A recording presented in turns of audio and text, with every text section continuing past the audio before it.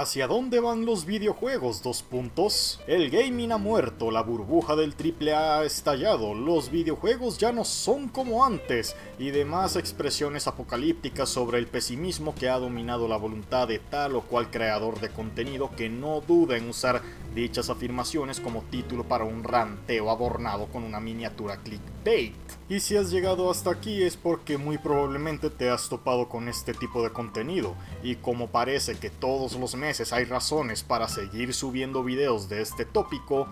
y el hecho de que este fenómeno tenga constancia y reconocimiento suficiente como para que seamos autoconscientes de este follón, da a entender que este es un sentimiento con el que muchos se sienten identificados. Sin embargo, y a costa de sonar como una P de atención, paréntesis, y si me gusta regular mi lenguaje, cierro paréntesis, tengo un problema con la gran mayoría de estos vídeos de los videojuegos ya no son divertidos o algo por el estilo. Y es que estos están demasiado volcados a la idea de señalar problemas, criticar el proceder de las grandes empresas frente a los desafíos que se presentan, pero nunca se cuestionan el por qué y cómo se llegó a esta situación tan extrema. Quizá porque rantear y decir palabrotas a cada ola de despidos es más fácil que hacer una recapitulación que valore apropiadamente el estatus de la industria y su público, si acaso esto era algo evitable o solamente estamos ante la conclusión lógica que ya se venía avisando desde mucho antes, pero no es sino hasta ahora cuando empezamos a vivir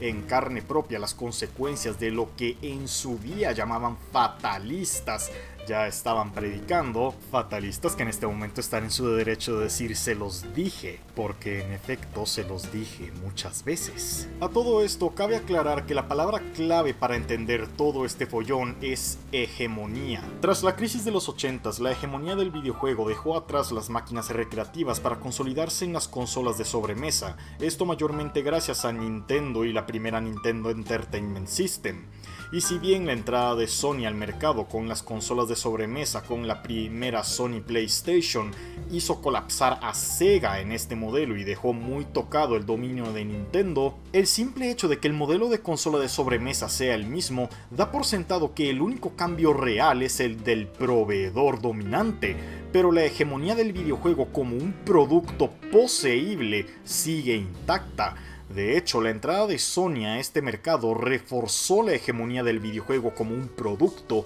que poseemos para luego seguir comprando juegos como productos con la finalidad de expandir la biblioteca. Muy diferente a ese momento en que se decía que las consolas de sobremesa eran una alternativa inferior a las máquinas recreativas, que es ahí donde estaba la verdadera experiencia del videojuego. Cabe resaltar que la primera consola de Sony en el mercado de sobremesa también fue la primera en alcanzar el hito en ventas de 100 millones de unidades. Dicho precedente sirve para reafirmar que si bien la repartición del mercado pasó de ser una relativa de a medias entre dos grandes proveedores a ser un pseudo monopolio, el simple hecho de que se haya dado un aumento sustancial de las dimensiones del mercado al punto de reconsiderar el límite de alcance que estos tienen, sirve como evidencia definitiva de que la hegemonía de este modelo de negocios tiene mucho para dar de lo que se podía llegar a considerar desde la propia incepción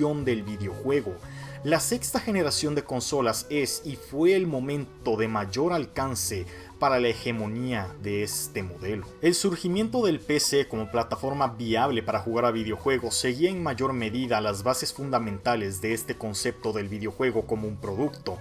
de modo que en lugar de poner en duda la hegemonía del videojuego como tal y cómo se había estandarizado desde la NES, más bien lo seguía reforzando, ya que si bien es aquí donde empieza esta idea de dejar atrás los derechos de propiedad en favor de la inmediatez del acceso, el método tradicional sigue siendo el mismo. Los videojuegos siguen siendo tratados como estas cosas para las que compras una especie de caja plástica llena de microchips para reproducir imágenes en una pantalla, para luego comprar multitud de discos, cartuchos o datos en el caso del formato digital, para reproducirlos en dichas cajas plásticas. Finalmente, luego de 2 décadas de hegemonía, casi 3 de hecho, llega la séptima generación de consolas y se da lo que para mí es la primera de muchas señales que avisan del final de una era. Desde la NES hasta la PS2, se da por sentado que el alcance límite del mercado de personas interesadas en comprar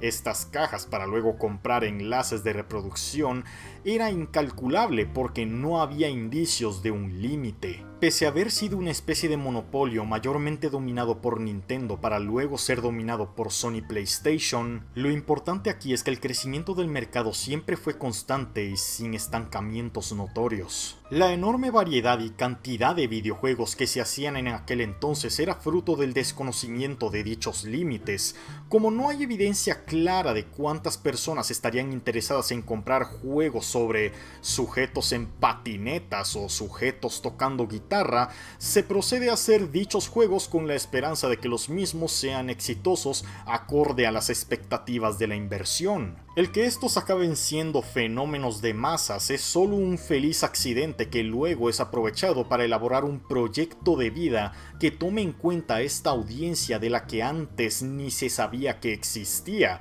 Pero como todo lo bueno tiene que acabar, de la misma forma los experimentos que hacían hallazgos de audiencias vírgenes que sumaban a las filas del gran mercado hegemónico al que tantos nos acostumbramos que sería el videojuego, acabaría encontrando sus límites fronterizos e incluso partisanos. Para la época, la PlayStation 3 era un monstruo de la tecnología que prometía retrocompatibilidad con todas las generaciones anteriores de PlayStation, un procesador gráfico adelantado a su tiempo para reproducir los juegos del futuro y una antena para enlazar la consola al internet y compartir experiencias en sociedad. Sin embargo, toda esta amalgama de conceptos punteros venía acompañado de un precio que el mercado no estaba dispuesto a pagar. Por tanto, la gran hegemonía del videojuego, tal y como se había entendido por casi 3 décadas,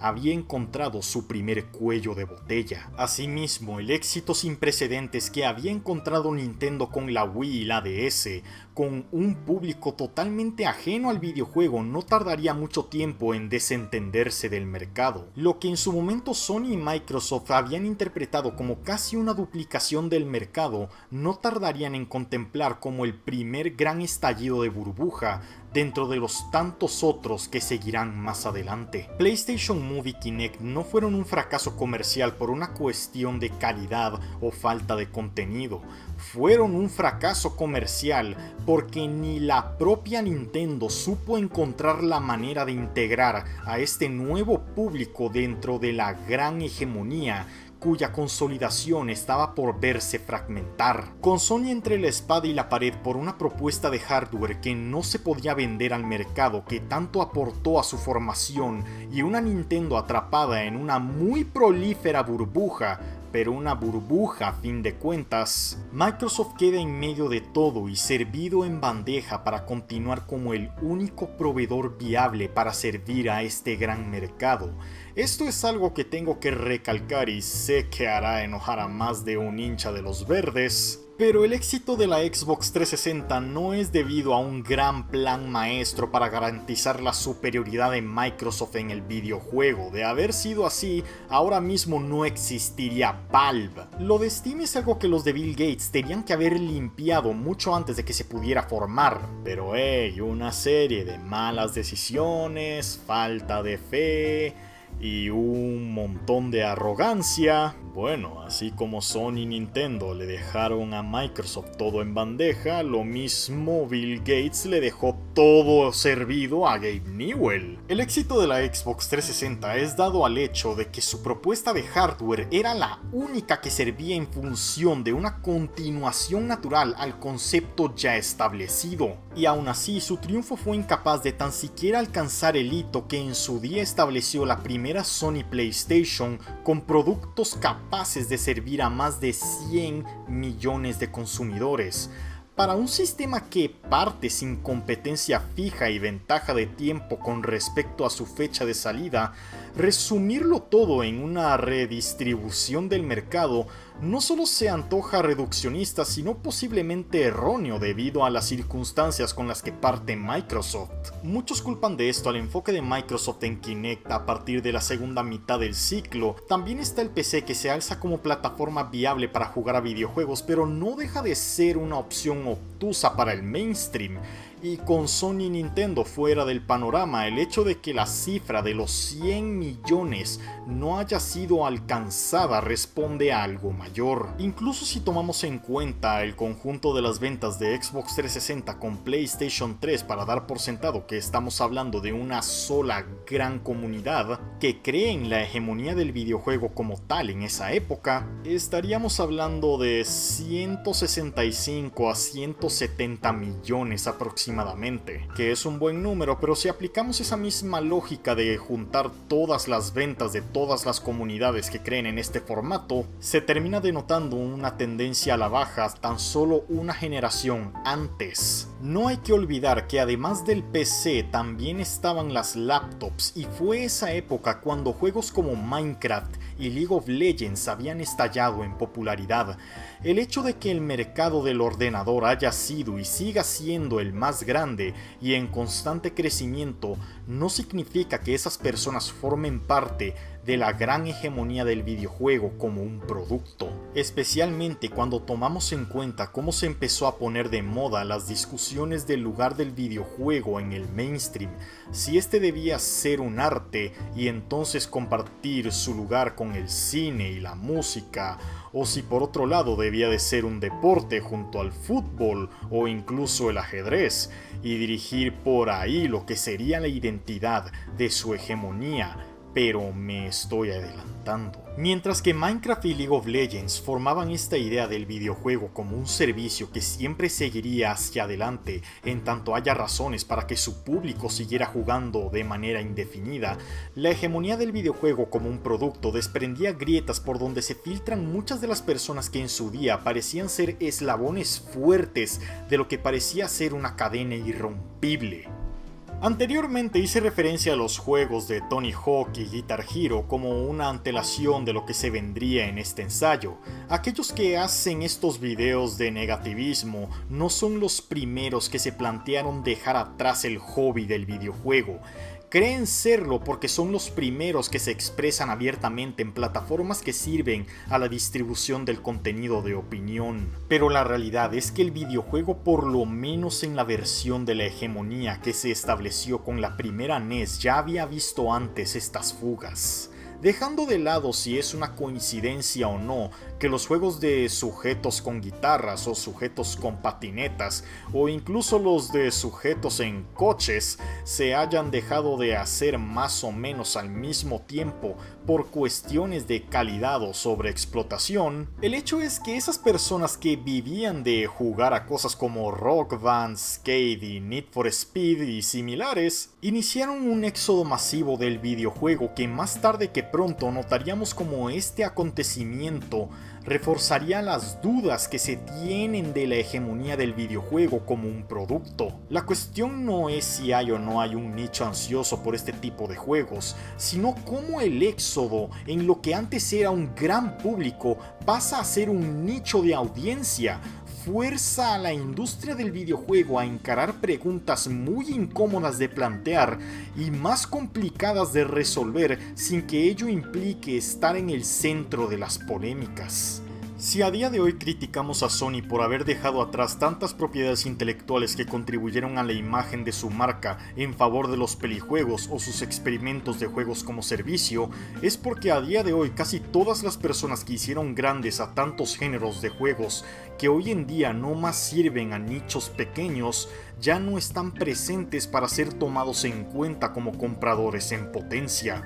Y la razón por la que muchos no se dan cuenta de este hecho es porque el ruido que se hace en páginas como Twitter, ahora X, no va acorde con la realidad que vivimos. Con todo lo dicho sobre la séptima generación, como esta define el límite de la gran hegemonía por la que alguna vez se caracterizó lo que definimos como guerra de consolas, Sobra de antemano avisar que la octava generación se define como una fase de transición. La hegemonía del videojuego como un producto está a punto de verse cara a cara con una fuerza que desafía todas las convenciones de lo que se había dado por sentado, desde la NES hasta la PS3. La alta definición ya había disparado los costes para desarrollar videojuegos a niveles que volvían muy complicado el justificar la producción de tantos juegos en un mismo año. $60 más impuestos, pese a ser una cifra estandarizada durante muchos años de inflación, muchos lo consideraban y siguen considerando un valor demasiado alto a pagar por cada videojuego. Esto sumado a tantos públicos que dejaron el videojuego atrás debido a la tendencia que va a la baja de personas que siguen comprando consolas o videojuegos de ordenador que no se limiten al juego en tendencia, obliga a la industria a enfrentar la cruda realidad de que la gran mayoría del mercado no está para comprar dos juegos a precio de salida que compartan la misma ventana de lanzamiento, ya ni hablar de 3 o 4. Y antes de que alguien diga que la erradicación del AA, que aún mantenía vigencia tan solo una generación anterior, es por culpa de las empresas por pedir tanto dinero por cada juego, les recuerdo que de todas las formas del entretenimiento, los videojuegos fueron los únicos que mantuvieron su precio por producto fijo en $60, que no digo que sea poco dinero, pero el hecho de que lo hayan hecho en una economía dirigida por la inflación no solo da a entender que el pasar del tiempo hace que cada moneda tuviera menos valor, sino que también hizo a los videojuegos progresivamente más baratos sin que nadie se diera cuenta. Y solo para que quede claro, en la octava generación hubo intentos con esta idea de bajar el precio de los videojuegos con ejemplos como Ratchet & Clank, Mirror's Edge Catalyst, Sonic Forces, Hellblade y Transformers Devastation, por poner unos ejemplos. Por tanto, no podemos criticar a la industria por no intentar hacer caso al feedback en ese sentido, especialmente cuando hablamos de un papel moneda con un valor tan dañado que aún con la subida de $60 a $70 sigue siendo menos dinero que los $60 de hace más de 10 años atrás. Si toda esta amalgama de factores no son suficientes para acabar con la hegemonía del videojuego como un producto, es porque hasta ahora no han tenido que enfrentar una alternativa que planteara competencia. Los videojuegos como servicio no son algo nuevo de la octava generación. Desde antes ya existía el pago por suscripción en los MMO y ya en la séptima generación se coqueteaba bastante con métodos alternativos para monetizar el mismo videojuego más de una vez.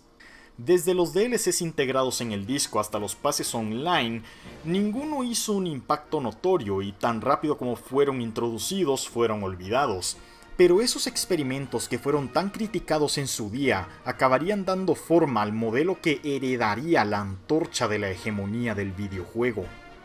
La octava generación de consolas recibió con los brazos abiertos al videojuego freemium. Todo empezó con Warframe, Blacklight Retribution, más adelante Loadout, PlanetSide 2 y DC Universe Online. Todo muy superficial realmente y ninguno salvo Warframe alcanzó a tener un legado que tan siquiera sea notable.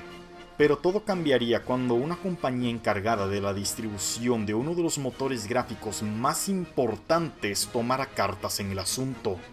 PlayerUnknown Battlegrounds fue y sigue siendo un juego de gran reconocimiento que avivó como nunca el concepto del Battle Royale, y lo que en un principio se presentó como un defensa a la torre, tomaría las ideas del Battle Royale que PlayerUnknown Battlegrounds había puesto tan de moda y con la introducción de mecánicas de edificación a lo Minecraft, sumado al soporte de una profesional del AAA, responsable de la arquitectura y programación del motor gráfico que da luz a PlayerUnknown Battlegrounds, y además de ser uno de los más reconocibles a nivel comercial, lo superaría en algo tan básico como la estabilidad del mismo juego. Solo hacía falta un incentivo para motivar una migración de un Battle Royale a otro Battle Royale. El éxito tan inmediato como arrollador de Epic Games con Fortnite fue tan grande que los mismos se vieron obligados a cortar el soporte para Paragon, un MOBA con cámara en tercera persona que había estrenado en la misma generación, y cancelar el desarrollo de un nuevo Unreal Tournament. Y aún así tuvieron que aumentar las filas de sus plantillas de trabajo porque el éxito de Fortnite acabó siendo arrollador al punto de cambiar el curso de la industria del videojuego con los juegos multiplayer, y lo que antes era visto como la mayor estafa en el mundo del gaming acabó convirtiéndose en el formato más rentable en la historia del videojuego, que no podía ni imaginar lo que le depararía el futuro, de lo impensable que acabaría siendo. Fortnite no es importante por ser un juego popular, es importante por haber logrado revitalizar la credibilidad del videojuego con un nuevo público que hasta la fecha sigue manteniendo presencia, y eso es sin mencionar sus logros como plataforma social. Mientras que el éxito de la Wii se tradujo en una burbuja que estalló en un lapso de 5 años, si no es que menos, al punto en que esta misma dejó aislada a su propia sucesora, Fortnite y consecuentemente herederos de su legado como Rocket League y Fall Guys, que dejarían atrás sus formatos para pasar al free to play, habían logrado lo que por tanto tiempo estaba buscando la industria del videojuego. No es solo monetizar el mismo juego más de una vez con DLC, sino crear una plataforma social a la cual volver constantemente, no más por el mero disfrute de las mecánicas del juego, donde todos y cada uno de sus integrantes es un cliente potencial para una tienda digital que opera la administración del contenido transaccional por decenas de miles de artículos. Paréntesis, soy consciente de Team Fortress 2 y League of Legends, pero que quede claro que esos juegos no estandarizaron esta idea de juego como servicio. Que a esta hazaña se le sume la abolición de todas las fronteras del videojuego en línea para que todos podamos jugar con todos sin importar la plataforma de juego, solo sirve para reforzar el futuro de lo que vendrá más adelante. El éxito de Sony con la PS4, aunque contundente en comparación a sus competidores directos, acabaría quedándose corto al reafirmar esta tendencia a la baja que ya se veía en el mercado del videojuego para un producto. El hecho de que la PS2 se quedó siendo la consola más vendida de la historia sin nunca ser superada luego de más de 20 años es una constante que solo sirve para reafirmar las dudas que ya se veían venir pero nunca habían estado tan cerca, como para legitimar la idea de estar ante el final de las consolas, ya no por la falta de crecimiento, sino también por lo que parece ser una inevitable caída del mercado. No sé ustedes, pero yo veo a los padres de la generación Z y la generación Alpha más entusiasmados con la idea de comprar Nintendo Switches a sus hijos que a los mismos hijos de dichas generaciones para jugar a Super Mario Bros. Incluso si la todopoderosa Nintendo Switch logra superar las ventas de PlayStation 2, los pronósticos no parecen indicar que ese hito sea logrado con un margen de diferencia lo suficientemente grande como para marcar un crecimiento del mercado. Y aunque lo hiciera, queda por ver si este éxito de la consola híbrida es uno que ha formado un público fijo para sumar al futuro de la tan dañada hegemonía del videojuego como un producto, o por el contrario si se trata de otra burbuja muy prolífera con un legado de descendientes que se bajarán del tren a la primera de cambio. Pero me estoy adelantando y aún no he hablado del plan maestro de un hombre que ambicionó a ser el salvador de la hegemonía del videojuego, como se concibió con la NES, pero el tiempo lo dejaría a él y a su plan maestro como uno de los mayores desastres que servirían como prueba irrefutable del final de este legado. Y no hace falta irse muy lejos. Hace 20 años, la fantasía de tener a disposición un servicio de suscripción que otorgara el beneficio de un acceso tan absoluto como inmediato a una biblioteca de videojuegos tan densa como lo podría ser la PS2, es algo que seguramente no haría dudar a nadie, ajustando la inflación por lo que hoy serían $20 mensuales, claro está. Pero así como los videojuegos de hace 20 años no son como los de ahora, tampoco lo será el mercado. Solo para que quede claro, estoy de acuerdo con esa afirmación de decir que Game Pass es la mejor oferta que jamás se haya hecho en la historia del videojuego, Pero la cruda realidad es que por muy buena que sea una oferta, si no hay demanda para cubrirla, esta no prosperará. Y el proyecto de Phil Spencer con Game Pass ya ha tenido más de 10 años para cimentarse y ni siquiera ha logrado amasar 50 millones de suscripciones fijas, que es la mitad de la cifra que da a los 100 millones del hito que definió la PlayStation 1 como el avance a las 9 cifras de clientes en potencia. Aunque Microsoft lograse llegar a un acuerdo para poner Game Pass en las plataformas de la competencia para abarcar un mayor rango de alcance comercial, las tendencias no parecen indicar que eso lleve a un incremento exponencial de suscriptores. A las alturas del 2024, con tanto tiempo y tantas oportunidades, para este punto ya es el momento de reconocer que el mercado ya tomó su decisión. La abrumadora mayoría de personas involucradas en el videojuego como hobby no le interesa pagar $70 por cada superproducción o incluso 20 por cada indie, y ya ni hablar de disponer de cientos de juegos variopintos al alcance de un botón. Todos votamos con nuestras billeteras y el partido que augura por la hegemonía del videojuego como un producto ha perdido de forma contundente. La gente prefiere gastar $20 en una skin de Spider-Man, Optimus Prime, John Wick, Naruto, Peter Griffin o el Chapulín Colorado para un juego que juegan continuamente sin señales de que lo vayan a dejar en algún momento cercano, en lugar de gastar esos $20 en un mes de acceso a juegos relativamente ilimitados. Y ciertamente creo que esas personas ganaron la contienda justa y limpiamente, porque mientras de este lado del mundo vivimos aquejados cuando no hacen los juegos que queremos que se hagan, para luego no comprar los juegos que tanto decimos que queríamos, con la típica lavada de manos a lo cuando esté en rebaja o lo pongan en PS Plus o Game Pass. No, en serio, conozco personas que dicen que no compran otros juegos indie porque supuestamente Hollow Knight ofrece tanto por tan poco dinero. Pero en este momento a esa misma gente me gustaría preguntarles, ¿y si Silksong saliera a la venta por $25, es decir, $10 más que Hollow Knight? ¿Se lo dejarían pasar por ser el tan ansiado Silksong o se van a poner en las de me espero a las rebajas y el Game Pass? Mientras tanto, del otro lado ni siquiera se lo piensan cuando ven algo que les identifica y apasiona en la tienda virtual, como una cabecera del Mandaloriano en el Rocket League o una skin de SpongeBob en el Brawlhalla. Simplemente pasan por caja y siguen jugando. De este lado lo llaman ludopatía, pero yo prefiero llamarlo formación.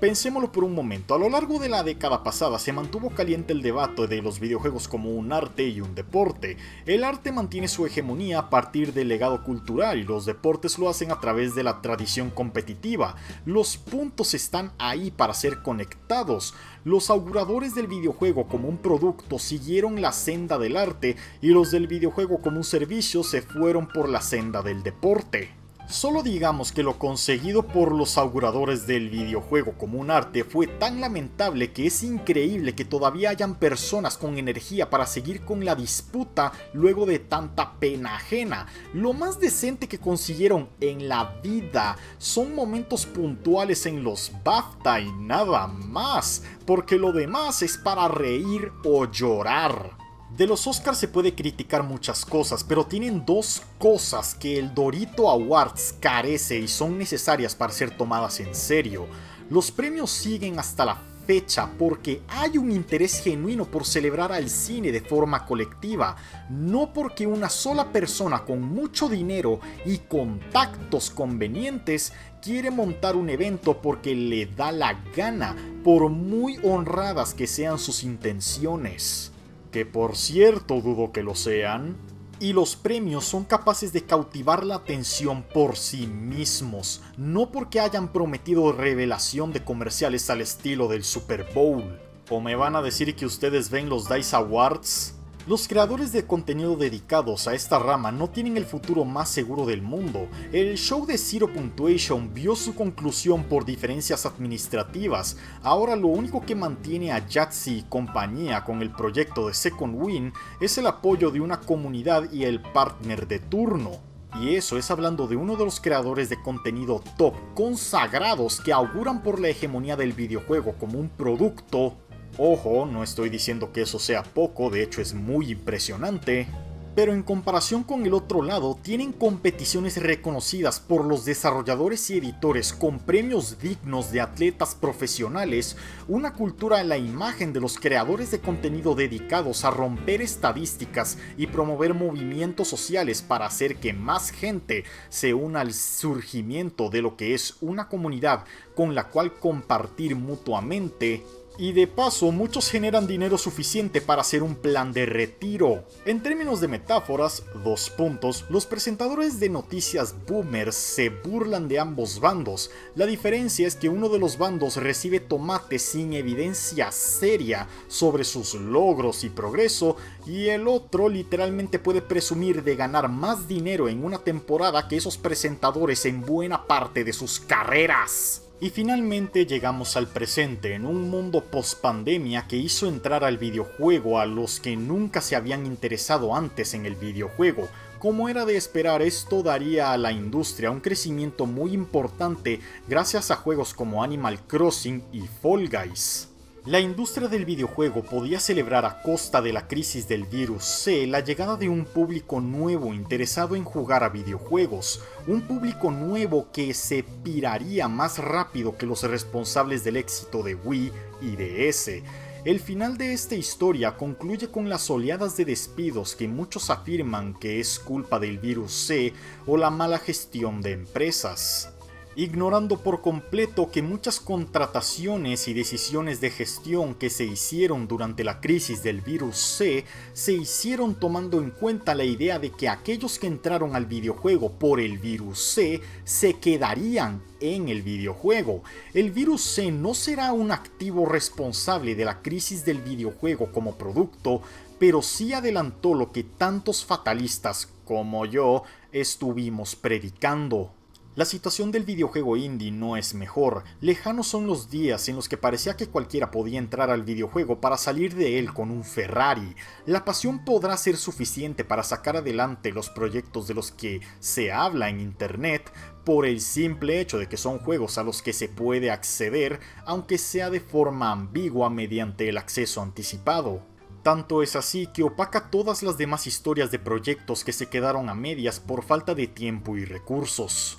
La oferta de videojuegos indie ha conseguido lo que antes se daba por sentado como imposible: amasar con la demanda hasta superarla. Juegos que en la primera mitad del 2010 habrían sido exponentes de esa época, hoy en día son poco más que ese juego que se ve interesante para añadirlo al backlog cuando esté en super rebaja, porque además de los juegos que se siguen anunciando y lanzando, también están los que ni siquiera han sido empezados. Paréntesis, a lo mejor soy el único, pero tengo la teoría de que si la industria del videojuego parase de producir por 5 años, seguiríamos teniendo suficiente contenido para pasar por ese lustro con contenido de sobra. Cierro paréntesis. Podemos estar de acuerdo en que la pasión es importante, pero tampoco podemos pretender que los que entran a la industria con ganas de producir contenido para esta no lo hacen con la muy razonable expectativa de poder vivir de esto en específico,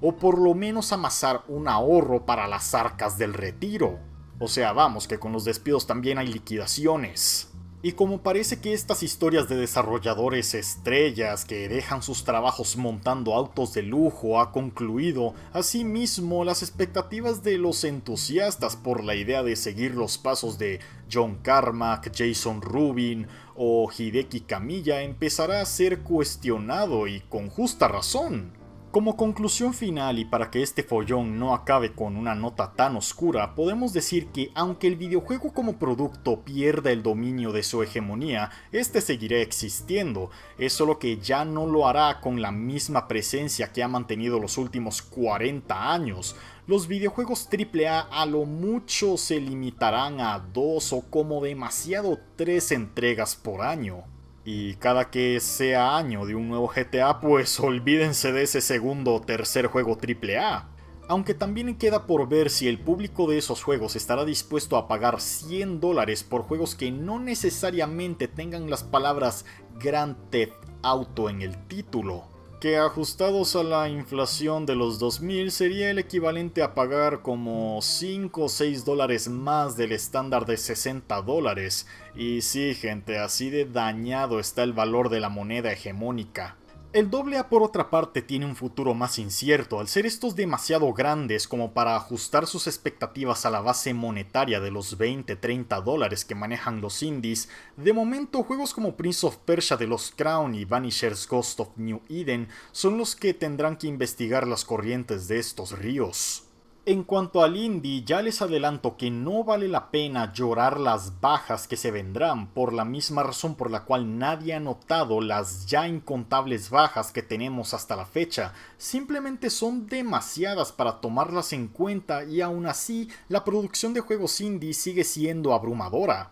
Todo esto es sin tomar en cuenta desarrolladores indie que hacen juegos cutres pero que acaban siendo modas como Palworld y Lethal Company, que también opacan a juegos legítimamente buenos como ya lo hacen los titanes del juego como servicio. En cuanto a los juegos como servicio, yo entiendo por qué en un principio todos, incluyéndome, creíamos que las tan constantes series de fracasos y fallas administrativas en los lanzamientos y producciones de estos juegos harían que estos se quedaran en algo anecdótico que acabaría con Fortnite y 3 más con el control de una fuente de criptopetróleo en lugar de esta fuerza de la naturaleza que acabaría con toda una era. Es frustrante, pero eso ya es tópico para otro momento. Lo importante aquí es recordar que si a día de hoy Pokémon es la propiedad intelectual más poderosa del mundo, no es porque sus juegos sean los mejores del mercado, o siquiera los mejores de su género, o siquiera los más vendidos. Que por cierto, solo la primera generación llegó a entrar en el top 10 de los más vendidos de la historia. Es porque desde el principio apuntaron más allá de solo hacer videojuegos y nada más. Y ahora mismo estamos viendo cómo propiedades intelectuales nativas del videojuego se expanden a otros medios porque en efecto sus rangos de alcance en el medio que les dio luz alcanzó el límite.